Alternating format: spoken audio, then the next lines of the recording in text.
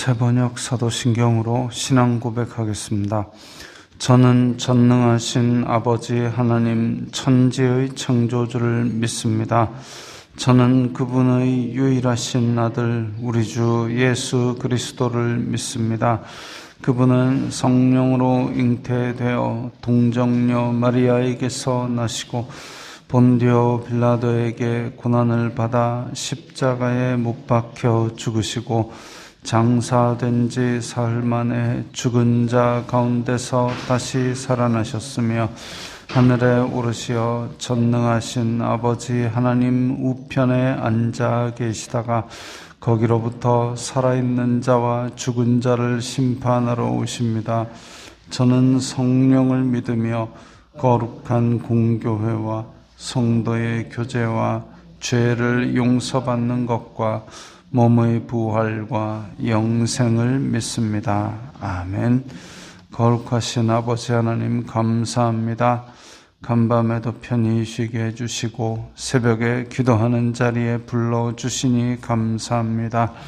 이 시간 저희들이 마음 중심으로 주님을 경외하게 하여 주시옵소서. 예수님 이름으로 기도드리옵나이다. 아멘. 찬송가 179장입니다.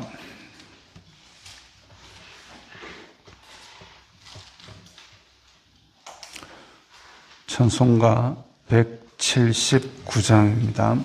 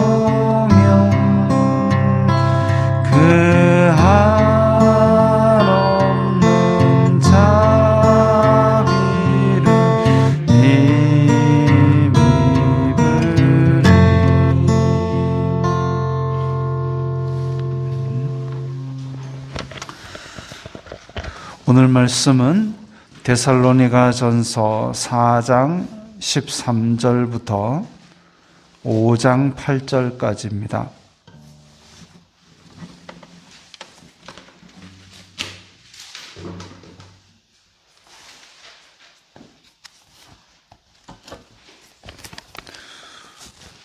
데살로니가전서 4장 13절부터 5장 8절까지 말씀 함께 읽겠습니다.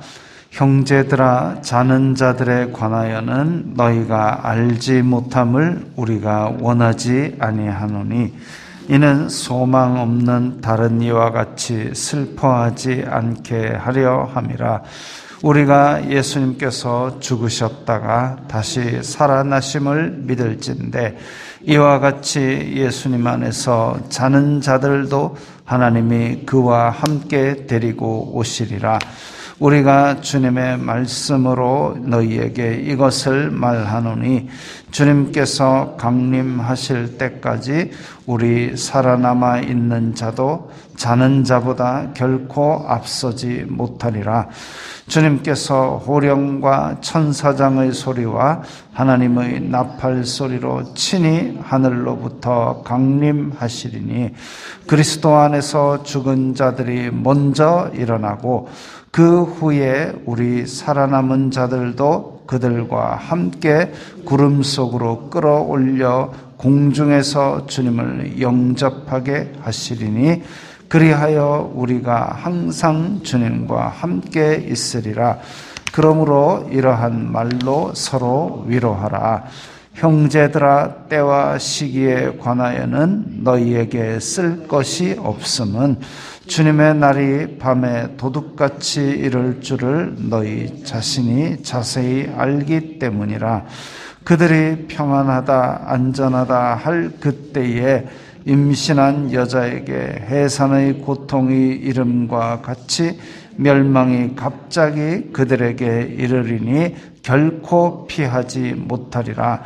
형제들아, 너희는 어둠에 있지 아니하매 그 날이 도둑같이 너희에게 임하지 못하리니 너희는 다 빛의 아들이요 낮의 아들이라.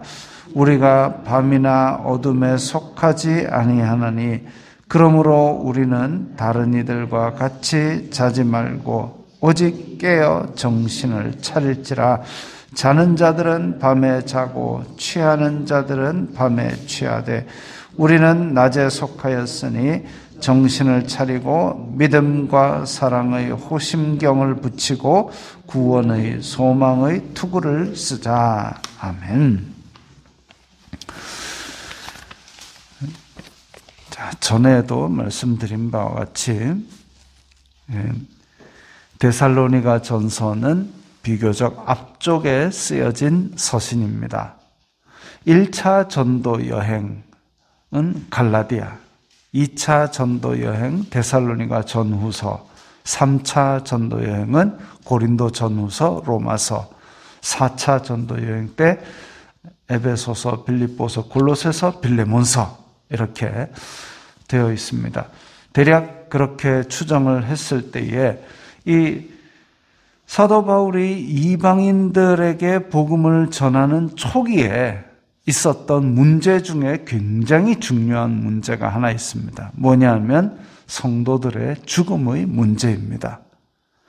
분명히 예수님을 믿으면 영원한 생명을 얻는다 그랬는데, 그런데 이제 하나 둘 성도들이 죽은 겁니다. 그럼 이게 뭐냐? 그래서 거기에 대해서 이제 오늘 말씀에서 답을 주고 있는 거죠. 형제들아, 자는 자들에 관하여는, 이게 이제 죽음에 관한 이야기입니다. 죽어 있는 사람을 잔다고 표현했습니다. 그러면 다른 성경에서 다른 부분에도 그런 부분이 있느냐? 예수님께서 죽은 소녀를 향하여 잔다라고 표현을 했습니다. 그러면 성경에서 진짜 죽었다, 죽는다라는 표현은 언제 하느냐면은 이 사람이 하나님과 단절되어서 그야말로 사망의 불못에 떨어지는 그것을 죽는다라고 표현을 하고, 그래서 잠시 이 땅에서 육신이 죽어 있는 상태를 잔다고 표현하는 경우가 종종 있습니다. 자는 자들에 관하여는 이라고 얘기한 것은 이제 성도들의 죽음에 관해서 이야기하는 거죠. 그런데 소망 없는 다른 이와 같이 슬퍼하지 않게 하려 함이라. 성도들이 죽었을 때에 교회 안에서 정말 영생을 가지고 안 죽을 줄 알았는데 라고 그야말로 세상 망한 것 같이 그렇게 서글퍼하고 슬퍼하고 그랬는데, 그 소망 없는 이방인들, 영생의 소망, 내세의 소망이 없는 이방인들처럼 그렇게 슬퍼하지 말라. 이것은 자는 것이다. 14절에 예수님께서 죽으셨다가 다시 살아나심을 믿을진데, 우리 성도들이 자는 자들도 분명히 다시 오실 날이, 예수님과 함께 다시 올 날이 올 것이다. 예수님께서 부활의 첫 열매가 되셨다 했습니다. 그리고 성도들은 예수님을 따라 다시 살아나는 그 다음을 따라가는 것이죠. 15절에 우리가 주님의 말씀으로 너희에게 이것을 말하노니, 주님의 말씀으로 이것을 말한다라는 것은 앞에서도 얘기했듯이 그냥 사도 바울의 개인적인 생각으로 얘기하는 것이 아니라, 그 성도들이 그야말로 은혜를 받았던 것은 사도 바울이 전하는 복음을 단지 사도 바울이 전한 이야기로 들은 게 아니라 하나님의 말씀으로 받았다 그랬습니다. 그것처럼 주님의 말씀으로라는 것은 정말 특별히 중요한, 그래서 하나님의 말씀으로 받아야 될 만한 중요한 말이란 얘기죠. 주님께서 강림하실 때까지 우리 살아남아 있는 자도 자는 자보다 결코 앞서지 못하리라.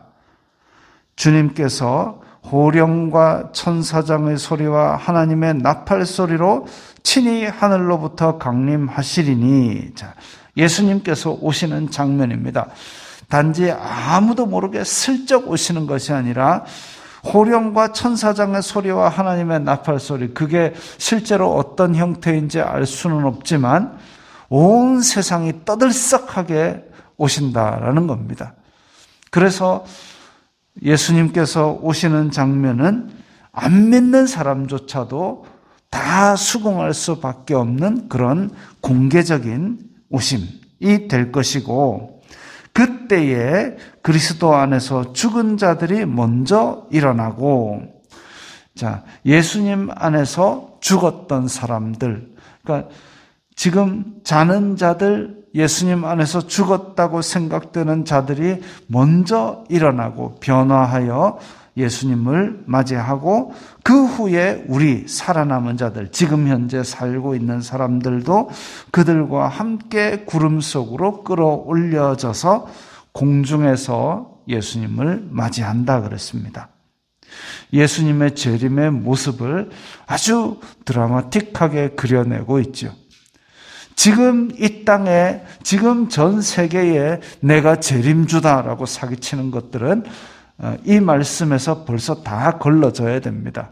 공중에서 주님을 맞이하고 주님 안에서 죽었던, 먼저 죽은 성도들이 일어나서 주님을 맞이해야 되는데, 그런 일이 없으면 그건 재림주가 아니고 사기꾼이죠.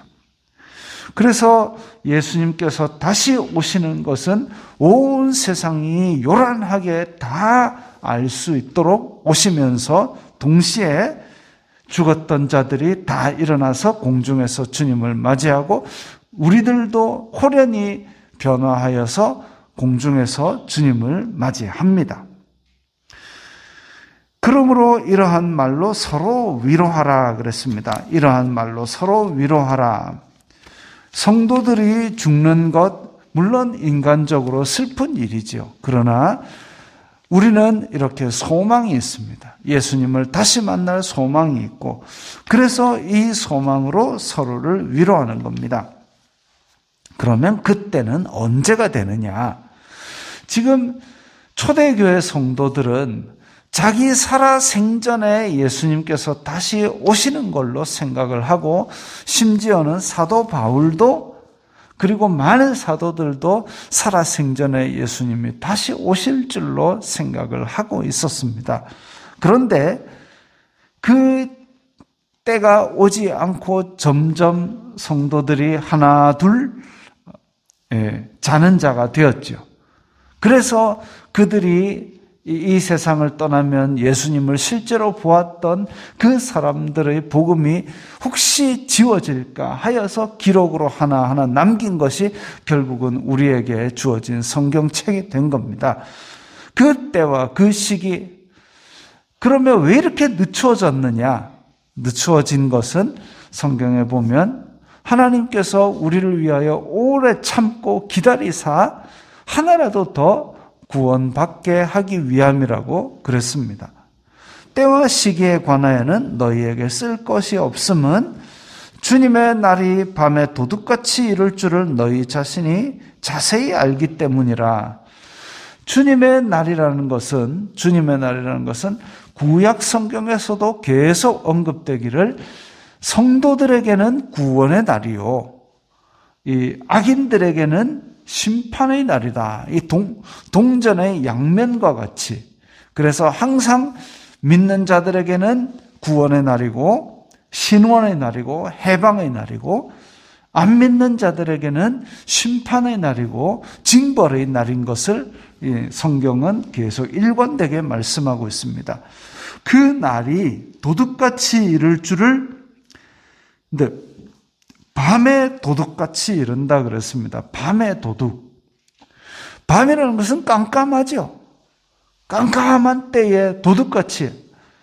도둑이 예고하고 북치면서 오는 거 봤습니까? 아니죠. 미리 예고한 것 없이 온다는 겁니다. 언제? 밤에, 가장 어두울 때에.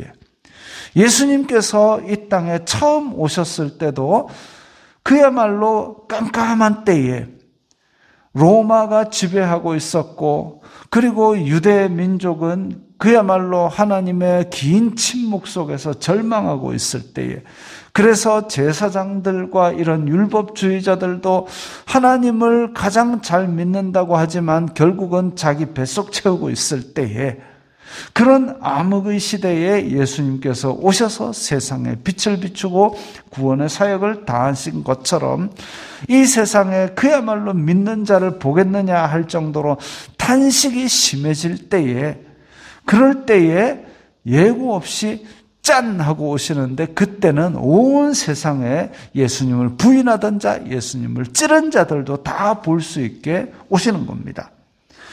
그래서 그렇게 도둑같이 이를 줄을 너희 자신이 자세히 알기 때문이라.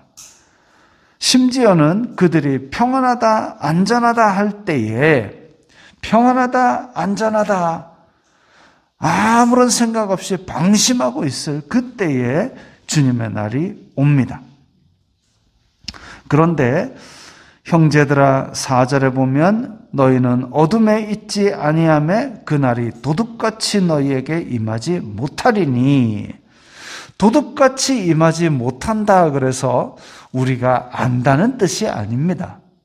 안다는 뜻은 날짜를 하나님께서 그 사람에게만 딱 보여주고, 왜 구약 성경에도 그런 거 있지 않습니까? 하나님께서는 그 종들에게 그 비밀을 알리지 않고는 행함이 없다.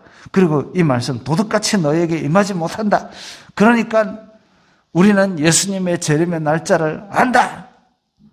물론 하나님께서 알려주실지 안 알려주실지는 저는 모르겠습니다. 알려주실지도 모르겠지만 어쨌든 때와 시기는 우리가 알려고 하는 것이 아니고 오직 하나님의 주권에 있다. 그거는 확실합니다.